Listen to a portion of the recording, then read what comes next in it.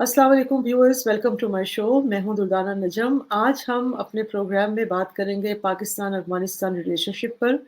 और उस पर बात करने के लिए हमने दावत दी है हरी मोहन साहब को। अस्सलाम वालेकुम हरी मोहन साहब, good evening. Good evening ma'am. वालेकुम अस्सलाम। क्या हाल है क्या आपके? हाल है नमस्कार। बढ़िया। हरी सबसे पहले मोहन शुक्रिया, आपने मुझे टॉपिक दिया, टाइम दिया साहब? इस मामले में। Thank you. काफी अरसे से हमारा चल भी रहा था कि हम इस पे बात करेंगे। अच्छा हरीमोहन साहब, आप जानते हैं कि पाकिस्तान अफगानिस्तान रिलेशनशिप के बहुत एक लंबा अरसा है, एक बहुत बड़ी तारीख है। हमने दो जंगें अफगानिस्तान में इस लिहाज से कहूंगी कि वाकई बड़ा बदकिस्मत मुल्क है। बड़ी लंबी वहाँ जंगें, ऐसी जंगें वहाँ लड़ी गई जिनमें शायद उनका कोई इतनी डायरेक्ट इन्वॉल्वमेंट नहीं थी। खासतौर पर जो बात की ये जंग हुई है, जिसमें ये तालिबानाइजेशन के बाद जो अमेरिका ने जो वहाँ 9/11 के बाद खास तौर पे, क्योंकि देखिए जब 9/11 हुआ और उस पूरे फियास्को में एक भी अफगानी नहीं था उसमें, तो बल्कि अरब लड़के, अरब ममालिक के लोग थे। और वो उन ममालिक में को कुछ भी नहीं, जाहिर सी बात है ऐसा कोई बैकलैश उन पर नहीं आया। लेकिन जितना बैकलैश भी आया वो उसामा बिन लादेन की वजह से, क्योंकि वो मेहमान थे और तालिबान जिद पर अड़ गए थे कि जी हम अपने मेहमानों की हॉस्पिटैलिटी जो हमारे कल्चर का हिस्सा है, हम उसके खिलाफ नहीं जा सकते। और उन्होंने एक पूरा अपना मैं कहती हूँ कि एक ऐसी जंग जो मेरे ख्याल अमेरिका की सबसे लंबी जंग थी उसको दावत दी। और उसके नतीजे में हमने देखा कि ट्रंप के ज़माने में तो ऐसा भी हुआ कि मदर्स ऑफ ऑल बॉम्ब भी वहाँ गिराया गया। वो अल्लाह जाने कि वो एक एक्सपेरिमेंट था, क्या था। बहरहाल बहुत सारे अफ़गानियों ने अपनी जानें भी दी और एक ऐसे मकसद के लिए जान दी जिसका मेरा ख़्याल है अभी भी अगर हम अफ़गानिस्तान के हालात देखें तो हमें कोई ऐसा ख़ास उसका नज़र नहीं आता, उसका कोई फ़ायदा। क्योंकि अभी भी औरतें वहाँ सप्रेस हैं और इकोनॉमिक हालात उतने अच्छे नहीं हैं, बल्कि अमेरिका ने एक बहुत बड़ा उनका जो पैसा है उसको फ्रीज किया हुआ है। बहरहाल ये बातें अपनी जगह, लेकिन जो एक बड़ी तशवीशनाक बात है कि पाकिस्तान ने अ, उनके सरपरस्ती भी की। इस अमेरिका की एक बहुत बड़ी जो जंग थी उसको ख़त्म करने में बहुत कलीदी किरदार भी अदा किया। फिर आपको याद होगा कि हमारी एक पॉलिसी हुआ करती थी स्ट्रेटेजिक डेप्थ के नाम पर, जो बेसिकली हमने अफ़गानिस्तान में इंडिया को काउंटर करने के लिए बनाई थी और जिसकी वजह से हमने अपनी प्रेज़ेंस जो थी अफ़गानिस्तान में वो हमेशा रखने की कोशिश की। और फिर आपको ये भी पता है कि हमने उनको सरपरस्ती इस तरह भी दी कि अपने दरवाजे खोल दिए पाकिस्तान के उनकी लीडरशिप के लिए भी। क्वेटा शूरा, पता नहीं क्या-क्या शूरा या बनी, जिसका आप जानते होंगे कि अमेरिका में बहुत चर्चा होता रहा है का उनको गुस्सा भी था, बहुत कुछ था। फिर हमने अपने ट्राइबल एरियाज़ के दरवाजे भी उनके लिए खोल दिए कि आएँ। और उनकी बड़ी वजूहात है, हमने उनको ट्रेन भी किया। हमने गुड तालिबान भी बनाए, हमने बैड तालिबान भी बनाए, फिर हमने अपने भी तालिबान उसमें से बना लिए। इतना कुछ करने के बावजूद भी, इतनी इन्वेस्टमेंट, इतना कैपिटल लगाने के बावजूद भी, पिछले दिनों आपने सुना कि उनके डिप्टी जो प्राइम मिनिस्टर हैं, उन्होंने एक इंडिया दिया कि पाकिस्तान अगर अपने वो हमारा इंटरनल मामला था।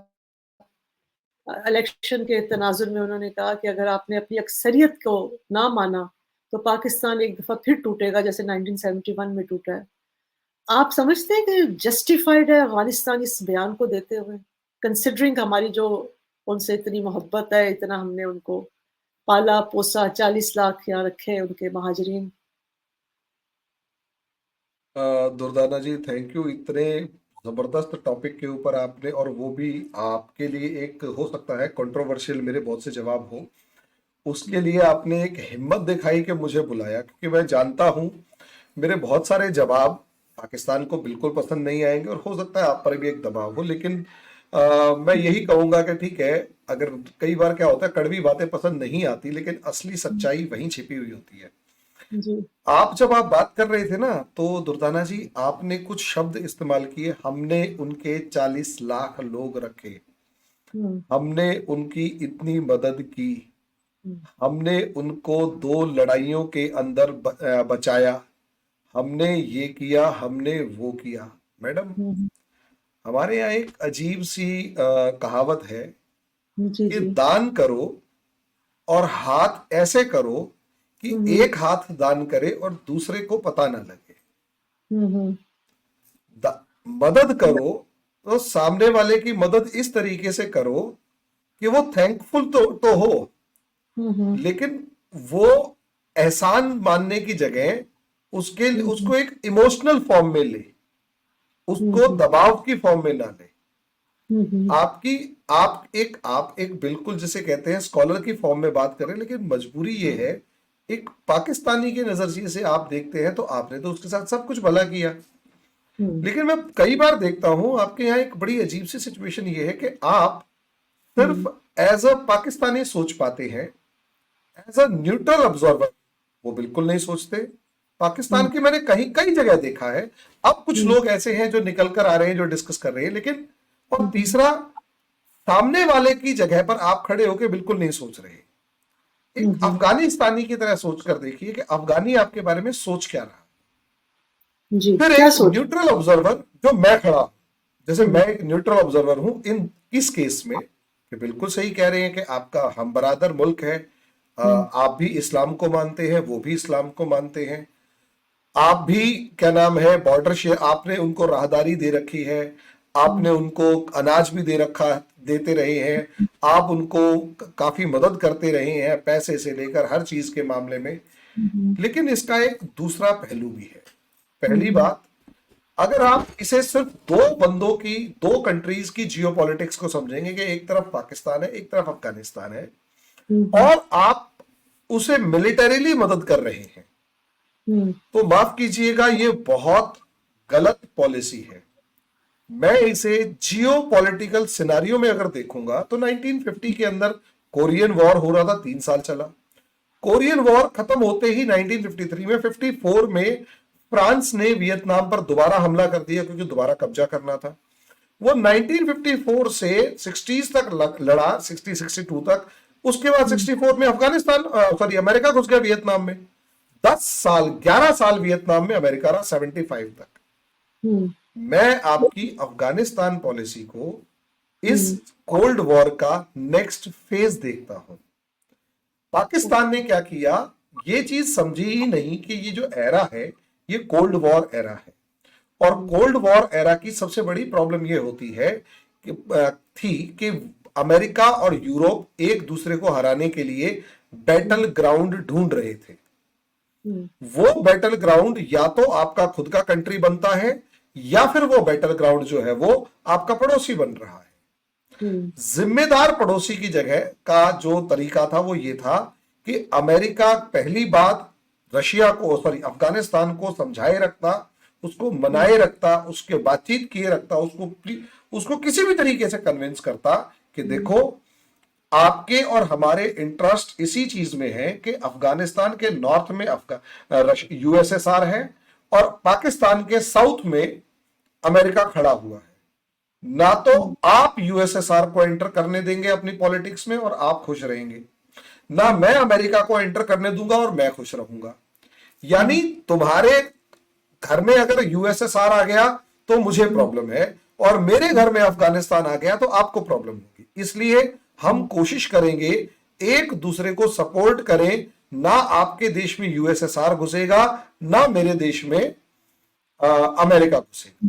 ये पॉलिसी होनी चाहिए। लेकिन हम्म, माफ कीजिएगा, हम अपनी हिस्ट्री क्लासेस में पढ़ाते हैं कि हम्म, पाकिस्तान नियो हम्म, कॉलोनियलिज्म का पहला एग्जाम्पल था सेकेंड वर्ल्ड हम्म, वॉर के बाद, जिसमें हम्म, एक कंट्री सिर्फ इसलिए बनाया गया ताकि साउथ एशिया के अंदर एक फुटप्रिंट अमेरिका का और वेस्टर्न वर्ल्ड का रहे, और वो फुटप्रिंट रहा पाकिस्तान की फॉर्म में। मैडम, इसका नेक्स्ट लेवल ये था कि कभी भी आपके यहां डेमोक्रेटिक सिस्टम को एस्टेब्लिश होने ही नहीं दिया गया, और उसके मास्टर्स अमेरिका में बैठे हुए थे जिन्होंने कभी नहीं होने दिया।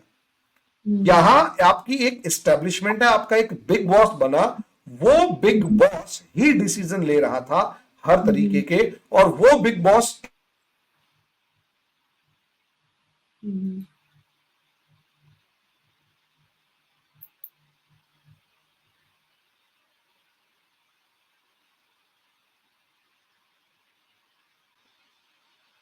प्रॉब्लम यहीं से थी।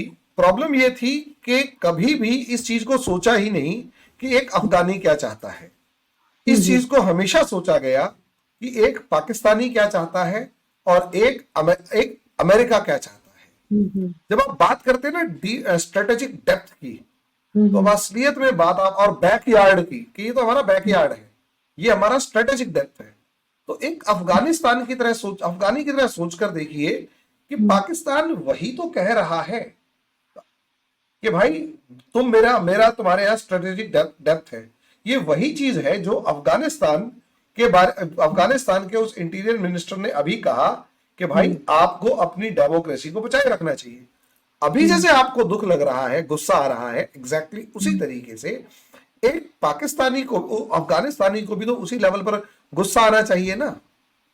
दूसरी चीज, मुझे आज तक एक चीज समझ में नहीं आई और मैं सच में आपसे भी पूछना चाहूंगा और हर उस पाकिस्तानी से पूछना चाहूंगा जो बड़ा स्कॉलरिस्टिक अप्रोच रखते हैं इस मामले में, मैडम एक चीज बताइए, नेशनलिज्म डेवलप हुआ नहीं है और इस्लाम के नाम पे बना लिया, लेकिन एक कबीले का बंदा, कबायली लोग, इंसान अपने आप को एक पंजाबी सिंधी के ज्यादा करीब मानेगा या फिर अफगानी के करीब मानेगा, जो पश्तून है उसके करीब मानेगा?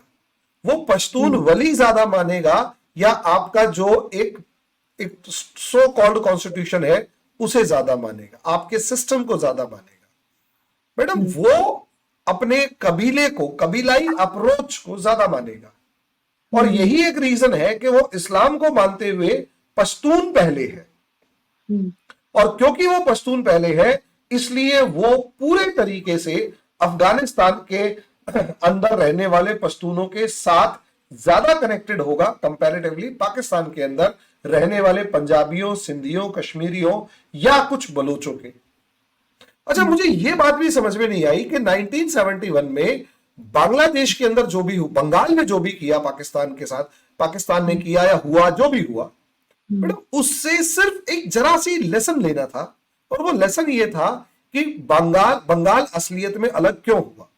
उसका आंसर बहुत सिंपल वर्ड्स में मिलता कि बंगाल जो था वो अलग इसलिए हुआ क्योंकि वहां पर एथनिसिटी के क्लैशेस हो गए थे, और पाकिस्तान में जो भी सिस्टम था उसने उसे नहीं संभाला, बल्कि उसे ग्रांटेड लिया और फोर्सफुली दबाने की कोशिश की।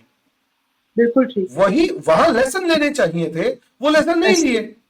मुझे सिर्फ इतना सा बताइए मैडम, डूरंड लाइन को कभी किसी अफगानिस्तान के शाह ने नहीं माना। 1893 12 नवंबर 1890 12 नवंबर 1893 को डूरंड लाइन डिसाइड हुई है, तब भी अफगानिस्तान के शाह ने बड़े दबाव में आके माना कि चलो ठीक है कुछ दिन के लिए, लेकिन लोकल पश्तूनों ने कभी नहीं माना।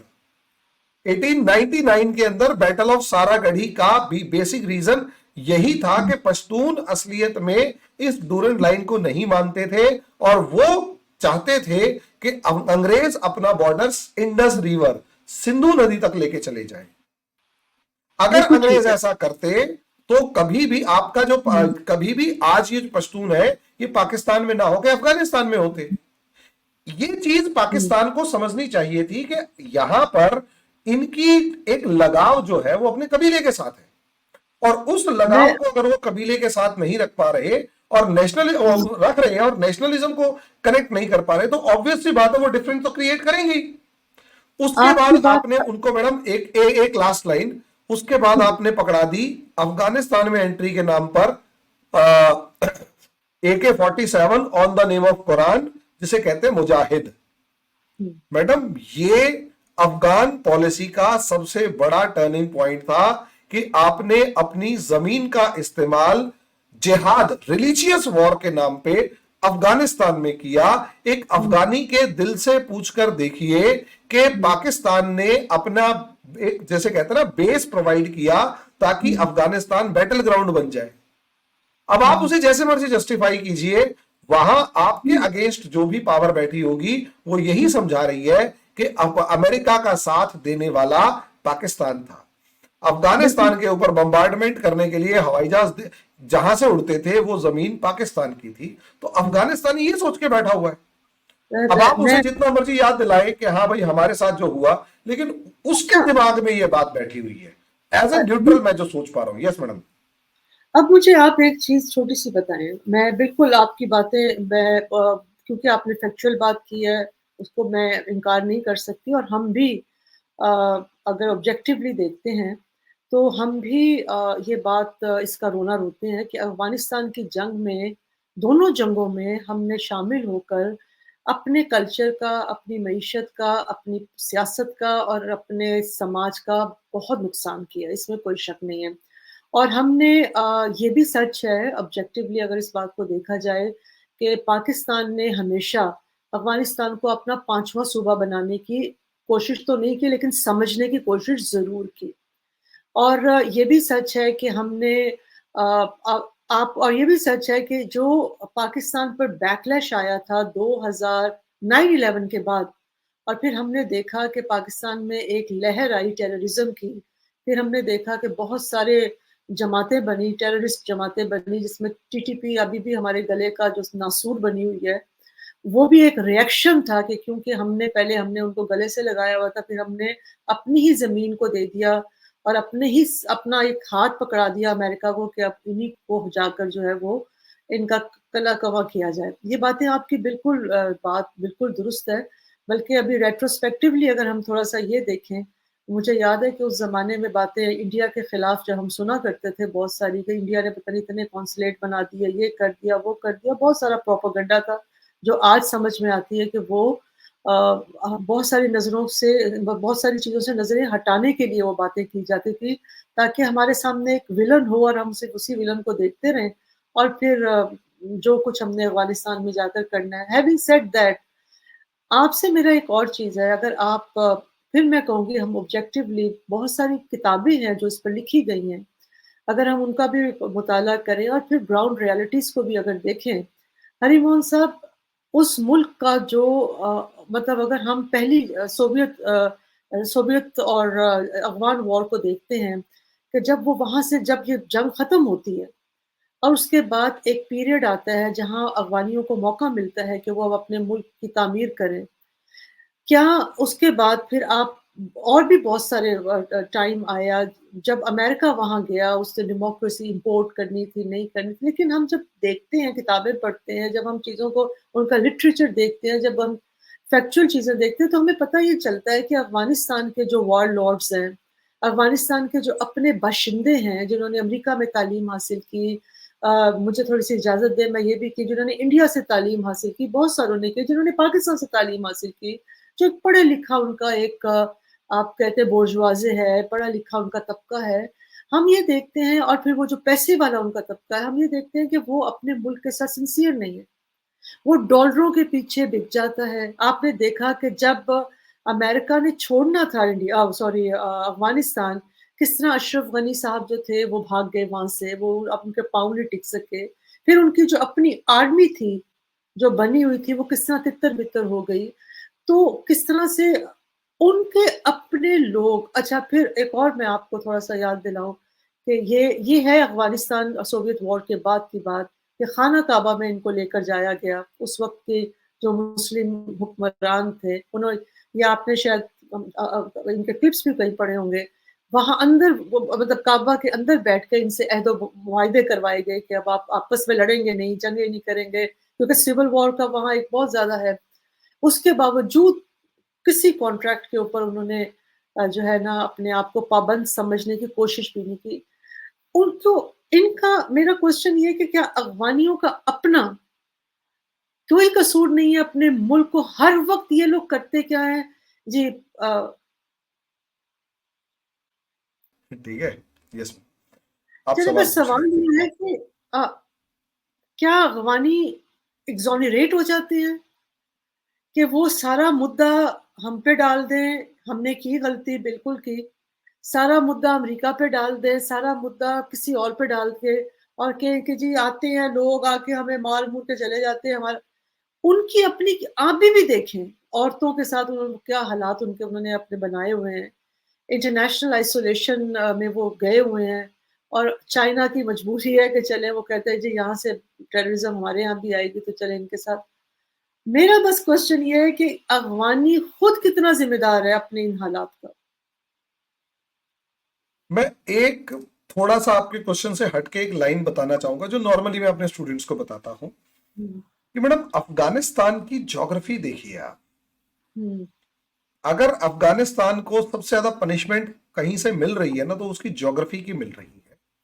वो जी। असलियत में कॉन्फ्लुएंस है 3 कल्चर्स का।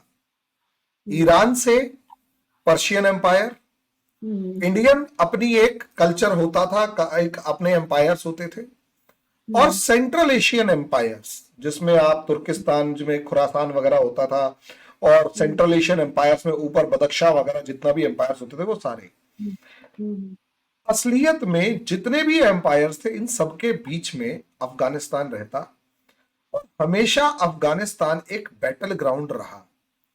पहली बात ये कि अफगानिस्तान के अंदर कभी भी, जब तक अफगानिस्तान हम्म। इंडिया, पर्शिया, बदख्शा या किसी सेंट्रल एशियन एम्पायर का हिस्सा रहा, तब हम्म। तक तो अफगानिस्तान रहा शांत। हम्म। जब अफगानिस्तान के अंदर अपना कोई रूलर इकट्ठा खड़ा होना शुरू हुआ, जिसमें हम्म। सबसे इंपॉर्टेंट था दुर्रानी एम्पायर, अब अब्दाली वाला दुर्रानी एम्पायर।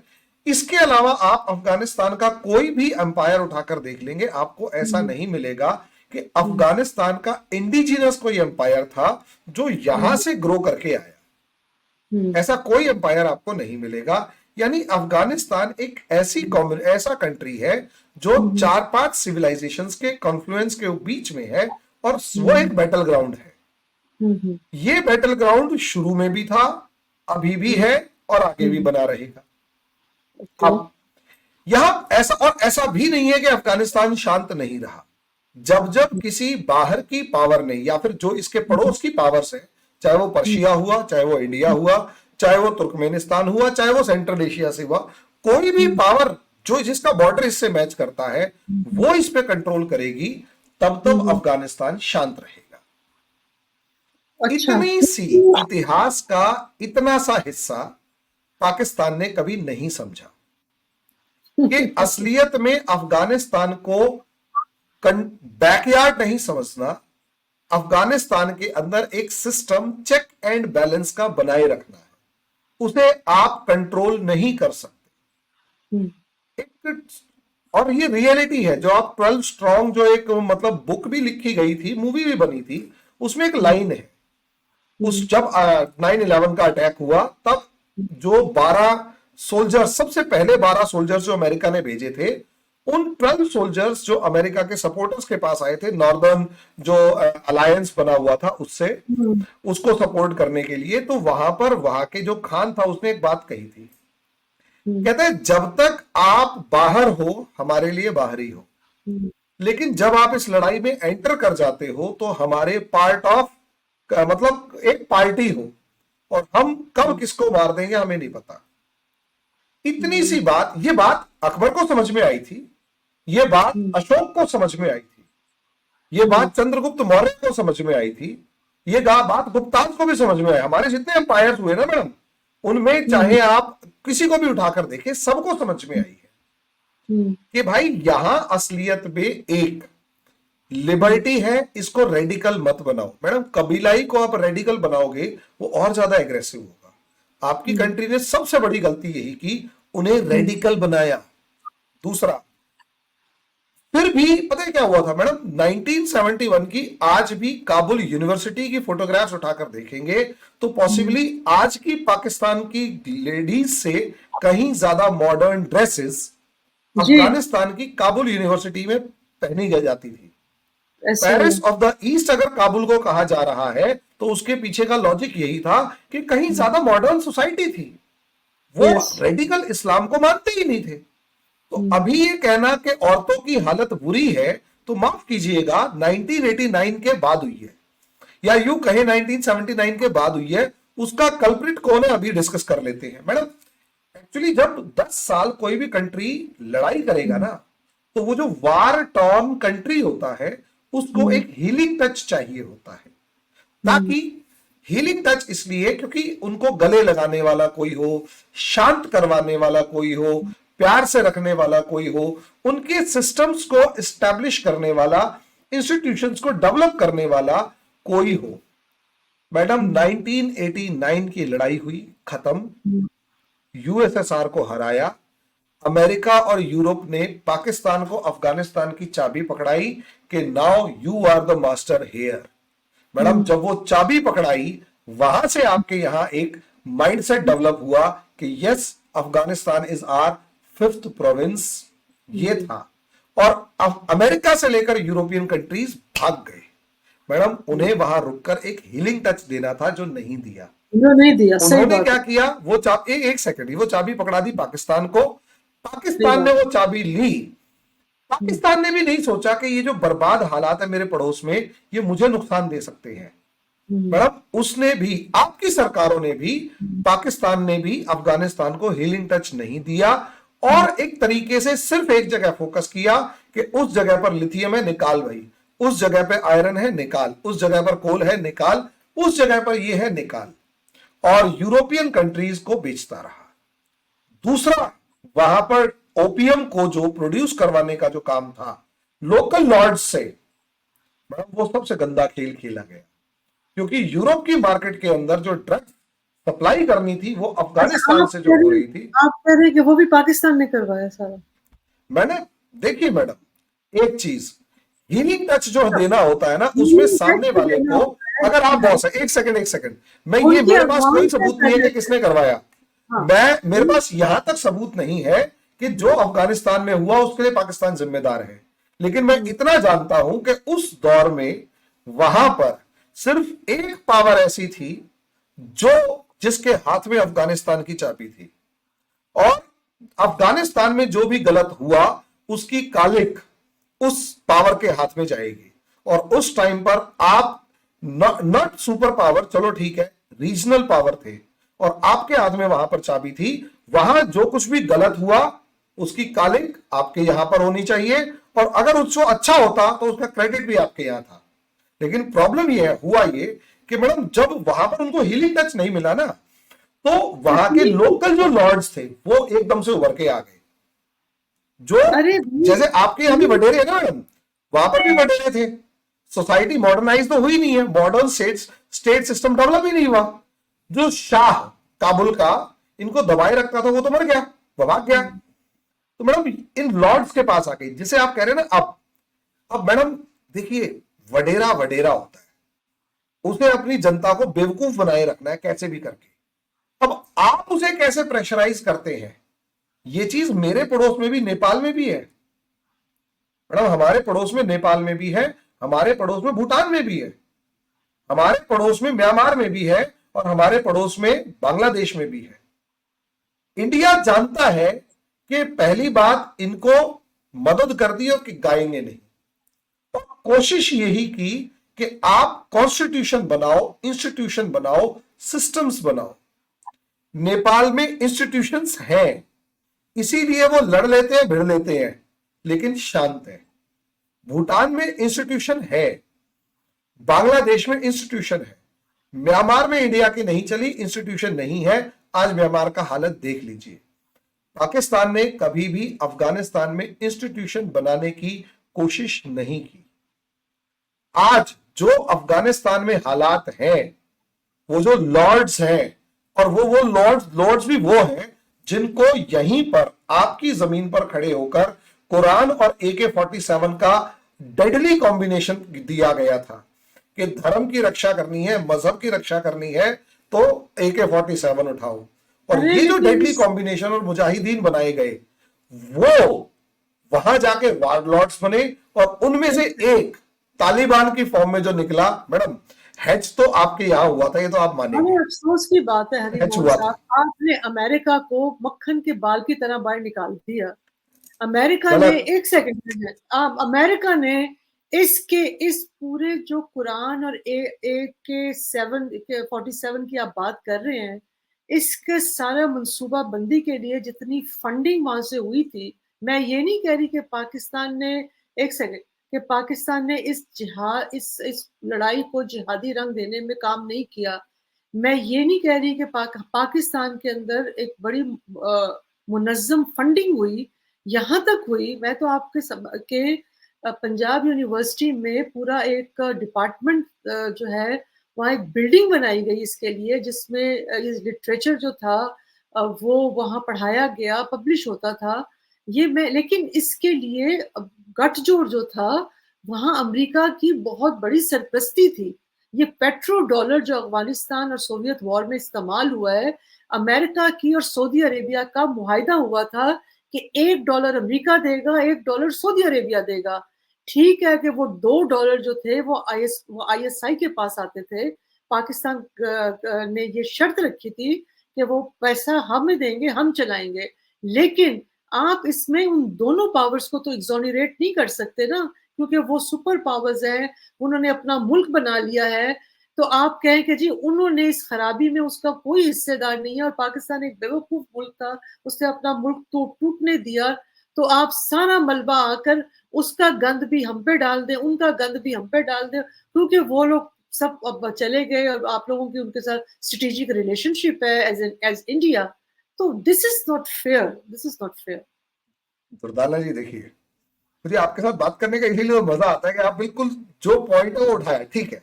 आप एक वीडियो कीजिएगा, role of America and Saudi Arabia and Afghanistan, मैं उसमें उनकी कमियां गिनवाऊंगा। लेकिन अभी आपकी मेरी बातचीत की शुरुआत अमेरिका अफगानिस्तान पाकिस्तान रिलेशन से हुई थी, तो मैं पाकिस्तान की गलतियां गिनवाऊंगा ना। आप अगर मुझे हेडिंग ये दे दीजिए कि अफगानिस्तान में अमेरिका और क्या नाम है सऊदी अरेबिया का रोल, मैं उनके ऊपर बात करूंगा, ढंग से बात करूंगा। जब हम बात लेकिन कर दूसरी एक एक हम चीज बात अभी कर मेरे रहे एक हैं सवाल का जवाब जिम्मेदारी, दीजिए। इस सेगमेंट में हम थोड़ी थोड़ी जिम्मेदारियों को भी तो देख रहे हैं ना। मेरे एक सवाल का जवाब दीजिए, मेरे एक सवाल का जवाब। मेरे पड़ोसी के घर में आग लगाने के लिए 4 मोहल्ले दूर से एक गुंडा आया, वो मेरे घर में बैठ के प्लान कर रहा है, मेरे घर में केरोसिन रख रहा है, मेरे घर में आग लगाने का सामान रख रहा है, और मैं उसको मदद कर रहा हूं कि हाँ भाई लगा, कोई बात नहीं, मैं तेरे साथ हूं, बस पैसे दे दे। अब वो जी आग अगर मेरे घर में लग रही है ना, तो मेरे घर में लगने वाली आग का जिम्मेदार मैं खुद हूं। मैं उस गुंडे को क्रेडिट नहीं दे सकता, क्योंकि वो तो गया, उसने तो आग लगाई, गया, और मेरे घर में अब दोबारा आग लग रही है तो मेरे को खुद जाके उसके दरवाजे पे खड़े होकर पैसे मांगने पड़ रहे हैं कि भाई तेरी वजह से मेरे घर में भी आग लगी है, तू पैसे दे दे। और वो कह रहा है अच्छा तू ही पागल था, तूने ही अपने घर में केरोसिन क्यों रखा। मैडम आपके साथ ये हो रहा है कि तूने अपने वो अमेरिका यही कह रहा है कि तूने अपने घर में केरोसिन क्यों रखा।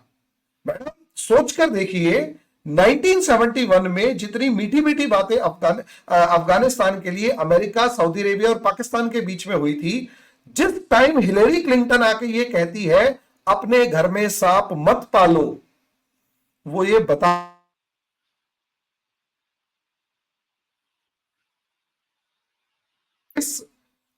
अपने घर में वो सांप मत पालो, तो इसका मतलब ये था कि हिलेरी क्लिंटन आपको ये कह रही थी कि अब आपके घर में आग लगने वाली है ना, उसके लिए हम जिम्मेदार नहीं है, तुम देख लेना। मैडम ये वो गुंडा था जो आया, पड़ोस में आग लगाई, जब वो आग आपके घर फैलने वाली थी वो भाग गया, और वो अपने आप अपनी जान बचा के भाग गया। मैं इसीलिए कह रहा हूं, आप जो कह रहे हैं ना कि आपने अमेरिका का तो कुछ नहीं कहा, अमेरिका के बारे में तो मैं पूरी दुनिया के बारे में कहता हूं कि दुनिया में अगर सबसे ज्यादा टेररिज्म फैलाने वाला अगर कोई कंट्री है, सबसे ज्यादा मारकाट मचाने वाला अगर कोई कंट्री है, तो वो अमेरिका, और अमेरिका की जो वेपन इंडस्ट्री है वो है। लेकिन इसका मतलब ये नहीं ना कि मेरा घर अगर जल रहा है उसमें मेरी गलती। मेरा सबसे पहला काम ये है कि मेरे घर में अगर आग लगी है तो सबसे पहले मैं अपनी गलती ढूंढूंगा कि मेरी गलती क्या थी। तो इसीलिए तो अब मुझे पता है। अब और रही बात सऊदी अरेबिया, मैडम कल परसों प्रिंस सलमान का एक बयान आया है कि आप क्या चाहते हैं कि मैं रेडिकल से लड़ने के लिए 30 साल का इंतजार करूं। I will not do that. इस तरीके का स्टेटमेंट अगर सऊदी अरेबिया से आ रहा है, इसका मतलब उन्हें समझ में आ गया कि उनके घर में रेडिकल्स चलेंगे नहीं, निकालो। अमेरिका जो है वो वोकिज्म का शिकार है, थोड़े दिन रुक जाइए, अमेरिका भी सबको भगाता फिरेगा। ये प्रॉब्लम आपने क्या किया, अपने इंस्टीट्यूशंस के अंदर उस जहरीली आइडियोलॉजी को इंस्टीट्यूशंस में बिठा दिया। और जैसे होता है ना नसों में जहर फैल जाना, नसें नीली पड़ जाना, अब वो नसें नीली पड़ रही है। तो अब आप कह रहे हो कि अफगानिस्तान हमें परेशान कर रहा है। मैडम वो तो कैंसर है, परेशान करेगा, क्योंकि किसी टाइम पर वो जो लिबरल आइडियोलॉजी काबुल में थी वो खत्म कर दी गई। अब वहां पर 6ठी क्लास के बाद लड़कियों को पढ़ने नहीं दिया जा रहा। अब आप ये कह रहे हैं कि उसको पढ़ने क्यों नहीं दिया जा रहा। अरे भाई किया तो यही, आज भी उनके जो बॉसेस है वो यहीं बैठे हुए हैं, यहीं पर आपके यहाँ वो यहां वाली जो स्टडीज है, तालिबान को उठाने की जरूरत क्या थी। वहां कोई और लिबरल माइंडसेट वाला बंदा तो होगा। तालिबान ही क्यों उठाया गया? उसके लीडर्स आज भी, जहां तक मैं जानता हूं, उसके लीडर्स कराची में ज्यादा बैठे हुए हैं।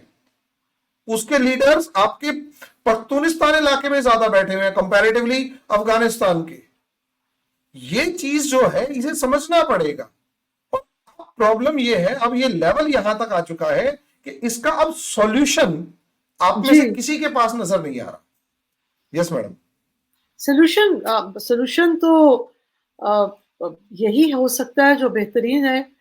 जैसे कि अफ़गानिस्तान के हुक्मरान भी कहते हैं कि जी, जब हम जाते हैं उनके पास कि जी टीटीपी को कंट्रोल करें, क्योंकि आपने कहा था, जब अमेरिका के साथ आपके हमने मुआहिदा करवाया था, पीस ट्रीटी करवाई थी, तो आपने वादा किया था कि आप अपनी सरज़मीन को किसी के लिए खिलाफ इस्तेमाल नहीं होने देंगे। जब हम उनके साथ टीटीपी की बात करने जाते हैं, तो वो आगे से क्या कहते हैं? वो कहते हैं कि जी आपका इंटरनल मामला है और आप खुद अपने मामलात को सॉल्व करें। तो सॉल्यूशन अफ़गानिस्तान के का जो है, वो अफ़गानिस्तान के अपने पास है। वो क्यों नहीं अपनी आई पाकिस्तान ने एक और काम भी किया ना, हम लोगों ने ओआईसी की भी मीटिंग जब ये लिबरेट हुआ, अब जब अमेरिका गया, हमने एक ओआईसी की मीटिंग भी कराई, अफ़गानिस्तान में भी सॉरी इस्लामाबाद में बहुत सारे सेमिनार्स भी करवाए, कॉन्फ्रेंसेस भी कराई, आपको पता ही होगा। लेकिन उसके बावजूद हम देखते हैं कि बहुत सारे ममालिक चाहते हैं, अभी आप देखें उनकी हठ धर्मी देखें। अच्छा, आप इसका मुझे ज़रा जवाब दें।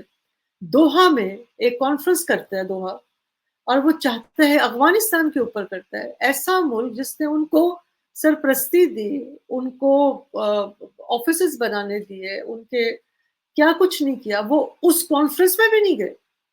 उन्होंने अपनी शमूलियत नहीं की। तो आप इस एक एक जो अफ़गानी माइंडसेट है, उसको किस तरह से आप उसके अंदर सॉल्यूशन उन्होंने खुद ढूँढना है। दे हैव टू ब्रिंग, मतलब ये मेरा मेरा मैं मानती हूँ, कोई भी मुल्क है, चाहे वो पाकिस्तान हो, चाहे वो इंडिया हो, चाहे वो भूटान हो, चाहे वो श्रीलंका हो, उसका सॉल्यूशन उसके अंदर से ही निकलेगा ना। जैसे हमारे लिए अभी आप बात कर रहे हैं, तो आप बताएँ, अगर आपके ज़हन में कोई एक तो सॉल्यूशन आप यही कहेंगे ना कि पाकिस्तान बिल्कुल निकल आए वहाँ से बाहर। आप बताएँ कि स अफ़गानिस्तान को अगर रिहैबिलिटेट करना है, या पाकिस्तान को चलें, हम वो भी बात नहीं करते। डू यू थिंक कि पाकिस्तान और अफ़गानिस्तान की रिलेशनशिप, क्योंकि हमारी रिलेशनशिप खराब हुई है। ये कभी दोबारा कॉर्डियल होगी? आप देखते हैं कि कॉर्डियल होगी? क्योंकि अभी बिल्कुल रिलेशनशिप हमारी स्ट्रेन है। बट एक्चुअली मुझे ऐसा लगता है, कभी कभार आप देखते होंगे इंसान के कभी कभार खुद में सर में दर्द होता है, लेकिन वो सब पे चीख रहा होता है। ऐसा कई बार आप होता है कि मेरे खुद के आपने सर में हमें दर्द हिट है। हाँ। करना है, जो आज थोड़ा नेटवर्क प्रॉब्लम है और मैं थोड़ा कट रही है आवाज। Yes ma'am. जी, जी। आज कुछ है, मसला है, और मुझे लगता है आपके एंड लेकिन से ये थोड़ा ज़्यादा है। कोई बात नहीं, अब मुझे नहीं पता किस एंड से ज्यादा है, क्योंकि मैंने अभी भी स्पीड चेक की थी, ये तो अच्छी थी। लेकिन मैं इतना जरूर कहूंगा कि आज की डिबेट डिस्कशन बहुत अच्छी है, हाँ, मजा आ रहा है, लेकिन इसमें नेटवर्क ने रोल अच्छा प्ले नहीं किया। लेकिन चलो कोई बात नहीं, मैं इस हाँ, चीज वो में ये वैसे कहूंगा दुर्दाना जी, पता है क्या है, और सच बता रहा हूँ, आज मुझे बात करने का बड़ा मजा आ रहा है। हुँ, हुँ, रीजन उसका ये है क्योंकि आपने टॉपिक ऐसा उठा रखा है कि इसमें हुँ, लिटरली एक, और हमारी क्लासरूम्स में ये ओपिनियन, ये सब चीजें खूब जम के डिस्कस हो रही हैं, जम के। हुँ, और हुँ, वो सारे स्टूडेंट्स इस चीज को डिस्कस करते हैं कि यार अल्टीमेटली सर ये बताओ और ये बताओ और ये बताओ। ठीक है। अब मैडम इसको इस तरीके से देखते हैं, जो आप हुँ, बात कर रहे हैं, कि मैंने अभी जो बात शुरू करी उसको आप देखिए कि अगर मेरे सर में दर्द है तो मुझे जरा सा कोई प्यार से बोलता हुआ बंदा भी सर में दर्द हुँ, करता हुआ ही नजर आएगा। हुँ, ये ऐसा नॉर्मली होता है। आप हुँ, खुद इस टाइम पर एक क्राइसिस में हैं, जहां तक मुझे लगता है, और इस टाइम पर आप बैठकर बात करने की कोशिश कर रहे हैं कि what is the possible solution of Afghanistan. हुँ, अगर आप मेरे से जेन्युइनली पूछें कि मैं हुँ, अपने पड़ोस को कैसे सुधारूं, तो सबसे पहले मैं अपने आप हुँ, को सुधारूंगा। और मैं, मेरे पास इतना पोटेंशियल हुँ, होगा कि मैं सामने वाले की बहुत सारी प्रॉब्लम्स वैसे ही सॉल्व कर दूं। छोटी सी एक बात है, जब इमरान खान गवर्नमेंट थी तो अफगानिस्तान के अंदर भूखमरी फैलने के कागार पे आ चुकी थी। जी छोटा सा बिल्कुल। वो छोटी सी एक सिचुएशन, इंडिया ने 5000 टक्स ऑफ व्हीट अफगानिस्तान भेजने का डिसाइड किया। मैडम पाकिस्तान ने 15-20 दिन उसको रोके रखा कि हम नहीं जाने देंगे। जरा सी बात है, यहां अफगानिस्तान क्यों ना ऑफेंड करे, फील करे कि तुम अपनी जमीन की बदमाशी दिखा रहे हो, क्योंकि मेरे को अनाज मिलने वाला था, तुमने नहीं दिया। मैडम सारे टेंट्रम, इंडिया को क्या करना पड़ा? हाँ, इसमें थोड़ी सी एनिमोसिटी नजर आ जाती है। इंडिया ने वो अनाज ईरान से भेज दिया, और जैसे ही इंडिया ने वो अनाज ईरान से भेजा, पाकिस्तान को कट किया, अब वहां प्रॉब्लम क्रिएट हो गई। वही चीजें अब आपने जैसे बाढ़ लगाई, आपने बाढ़ अपनी प्रोटेक्शन के लिए लगाई, लेकिन उसके दिमाग में क्या है? उसके दिमाग में तो ये है, कबीलाई है, वो मॉडर्न सिस्टम को नहीं मानता, वो मॉडर्न वर्ल्ड ऑर्डर को नहीं मानता, आपके मॉडर्न आइडियाज को नहीं मानता। पहली बात तो वो मॉडर्न आइडियाज को ना मानने वाली सोसाइटी जो 20-30 साल में निकल के आई और जानबूझकर उसको बनाया गया, वो अब पेन क्रिएट कर रही है। सॉल्यूशन क्या है मैडम? अब वो सॉल्यूशन उसका यही है, पहले आपके यहां जो सिस्टम है उसे सुधारिए। वो यहां जो एक डेमोक्रेटिक गवर्नमेंट हो, जो हीलिंग टच जानती हो, एक माँ जैसे बच्चे को गले लगाती है, दो भाई है, बड़ा भाई छोटे भाई को गले लगाता है, उसको मुसीबत में साथ देता है, वैसे साथ दे। आपने क्या किया? 17 लाख अफगानी, जी हमारे यहां जितने भी अटैक हुए सारे अफगानियों ने किए हैं, 17 लाख अफगानी गेट लॉस्ट। नहीं, आप उम्मीद कर रहे हैं कि वहां से प्यार वाली हमें आए? अनरजिस्टर्ड कहा था, अभी भी बहुत सारे इधर हैं अनरजिस्टर्ड कहा था, वो रजिस्टर्ड हो जाते और सबूत थे हमारे पास। ऐसी बात नहीं है, एक इतना भी कोई झूठ नहीं हम बोलते कि भाई हम क्या है कि जी, जब जो देखे जो चित्राल में हुआ और जो मियाँ वाली बेस पे हुआ, आखिर ऐसी बात भी नहीं है, सबूतों के साथ बात की गई थी कि उनकी इन्वॉल्वमेंट पाई गई थी। ऐसा नहीं है कि और वो उन अफगानियों को मौका दिया, बहुत दफा मौका दिया कि आप रजिस्टर हो, और सिर्फ उन अफगानियों को यहाँ से बचाने को कहा, बड़ी तरीके से निकाला है। प्रॉब्लम आ रही है। यस, मैंने खैर जब मैंने पॉज भी हटाया है, वो बहुत ज्यादा। हाँ, तो आज बस इंटरनेट ने हमें बहुत तंग किया, लेकिन आपकी बात सही है कि वो जिसे कहते हैं ना कि पाकिस्तान को भी अपने गिरेबान में झांकने की ज़रूरत है बहुत ज़्यादा। लेकिन मैं एक और बात भी कहूँगी कि अफ़गानिस्तान को भी अपने गिरेबान में झांकने की ज़रूरत है कि बारहा वहाँ लोग फ़ौरन हमले होते हैं, हमेशा से होते आए हैं।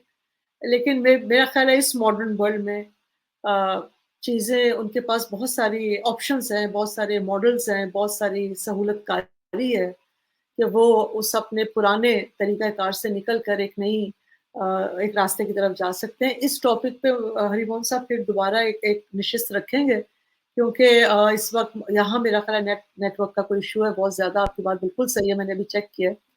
तो thank you very much Harimohan साहब आपका टाइम निकालने का। और व्यूअर्स, उम्मीद है आपको हमारी डिस्कशन पसंद आई होगी, और आपसे रिक्वेस्ट है कि प्लीज़ मेरे चैनल को सब्सक्राइब करें, शेयर करें और बेल आइकन को ज़रूर दबाएँ। और इंशाल्लाह नेक्स्ट प्रोग्राम के साथ मिलेंगे। तब तक के लिए अस्सलाम वालेकुम एंड गुड इवनिंग। मुझे भी आज के टॉपिक में बहुत मजा आया, लेकिन इंटरनेट से मैं नाउम्मीद हुआ। ओके जी, अस्सलाम वालेकुम।